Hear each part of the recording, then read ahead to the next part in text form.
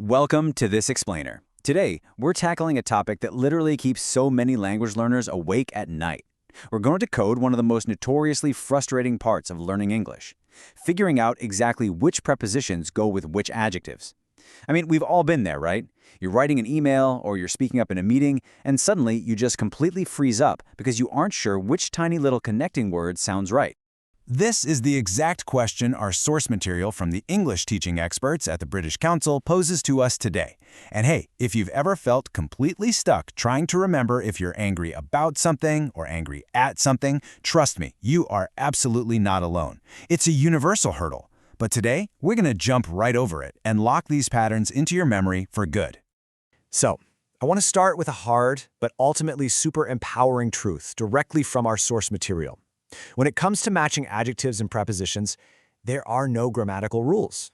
I know, that sounds absolutely terrifying when you just want a nice, easy formula to memorize.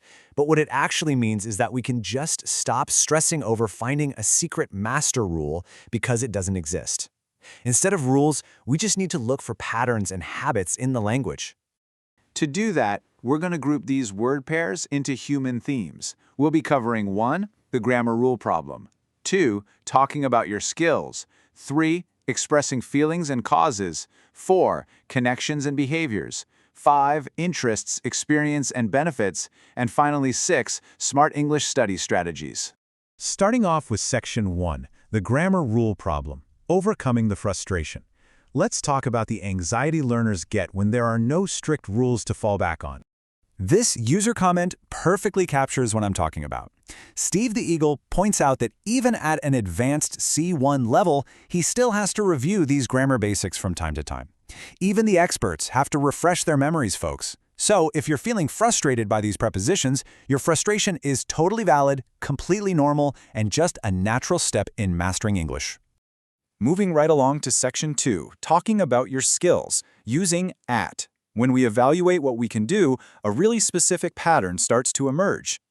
What's super interesting here is how clear the pattern is. Whenever you describe how proficient you are at a skill, you consistently pair the adjective with the preposition at.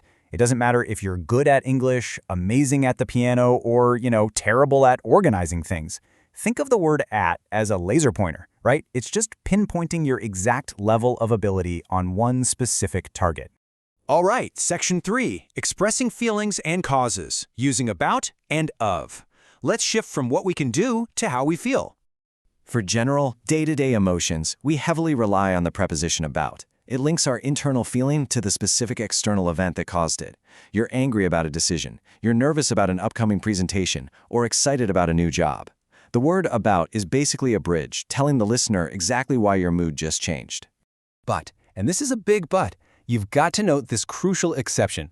Feelings that specifically deal with fear, like being afraid, frightened, or scared, or emotions dealing with pride, they swap out the word about for the preposition of. So, according to the experts, you're afraid of telling someone something or scared of flying. And conversely, you'd be proud of your progress. It's a subtle shift for sure, but mastering this little exception will make your English sound remarkably natural. Now for Section 4, connections and behaviors, using to. Let's explore how we express our relationships with objects and our specific behaviors towards other people. Okay, so to acts as the ultimate connector in the English language. It works for legal connections, like being married to the director, or stating that a new phone is similar to the old one. It works for bodily reactions too, like being addicted to your phone or allergic to nuts. And crucially, it maps our behavior towards others, whether you're friendly to someone or rude to the waitress. To always shows the direction of your connection. Getting into Section 5, interests, experience, and benefits, using in and for. Let's see how this builds when we talk about deep involvement and the inherent benefits of things. The real trick here is visualizing what these prepositions represent. Immersive states, where you're deeply involved in a subject, use the preposition in. If you're interested in a project or experienced in design, you're literally immersed inside that field. On the flip side, attributes or benefits belonging to an entity pair with for. Like a town is famous for its cheese. The town offers that benefit outward to the world.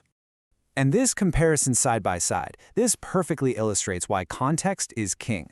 Look at the exact same word, good, used in two different ways. It completely changes meaning depending on the preposition. If you say you're good at maths, you're highlighting a personal skill. But if you say exercise is good for you, you're talking about a health benefit. The preposition carries literally all the power in defining the context. Finally, Section 6, Smart English Study Strategies, moving beyond memorization. We've mapped out the themes, so let's wrap up with some actionable study strategies. Since there are no strict rules, our source material offers a very specific two-step method. Step 1, learn the adjective and preposition together as a single, unbreakable unit. Don't learn interested today and guess the preposition tomorrow. Learn interested in as if it's one word. Step 2, write that new vocabulary in your notebook within a full sentence. Because remember, prepositions are followed by a noun or an ing verb. Writing them out in a full, personalized sentence anchors that pattern in your brain way better than isolated digital flashcards ever will. And if you're wondering, hey, does this contextual learning method actually work? The proof is in the results. Applying this strategy is exactly how users in the source comments are scoring perfect marks on their grammar tests. We're seeing people proudly commenting that they scored 100%. That is the power of studying vocabulary as a single contextual unit rather than just random puzzle pieces. So that brings us to the end of our explainer. But before we go, I have a quick challenge for you to immediately apply what we just talked about. Which adjective and preposition pairing are you going to write in a full sentence in your notebook right now? Seriously, take that first step right this second. Grab a pen, pick one pairing that resonated with you, write it out in a way that applies to your own life, and you will absolutely start sounding more natural in English today. Thanks for joining me, and happy learning.